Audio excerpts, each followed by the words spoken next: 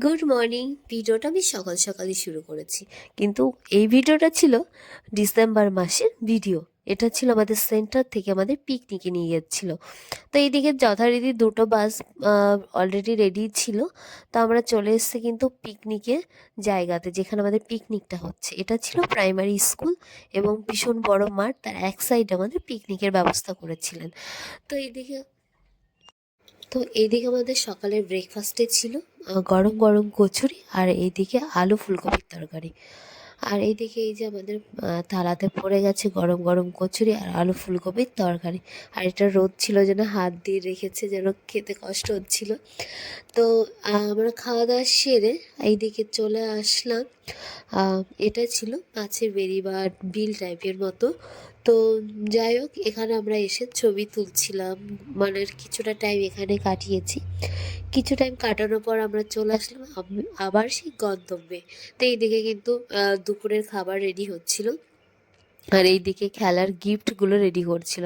এখানে হাড়ি ভাঙা, মিউজিক্যাল চেয়ার, আর এটা পায়ের মাঝখানে বেলুন দিয়ে খেলা চলছিল। অনেক খেলা হয়েছে, আমরা প্রতিটা খেলা খুব আনন্দ করেছি, উপভোগও করেছি। এবার এই দিকটা খুব সুন্দরভাবে সবাই বেশ মজা করে দিনগুলো কাটিয়েছে, ভীষণ মজা হচ্ছিল কিন্তু। আর খেলায় পারি কিংবা না পারি, কিন্তু আনন্দটা সব থেকে ইম্পর্টেন্ট।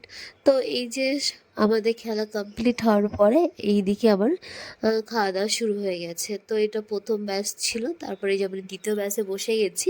তো এইদিকে প্লেটও দিয়ে দিয়েছে, তার সাথে লেবুটাও কিন্তু দিয়ে দিয়েছে। তারপরে এই যে গরম গরম ধোয়াটা ভাত দিয়ে দিল, সাথে পড়ে গেল ভেজ ডাল।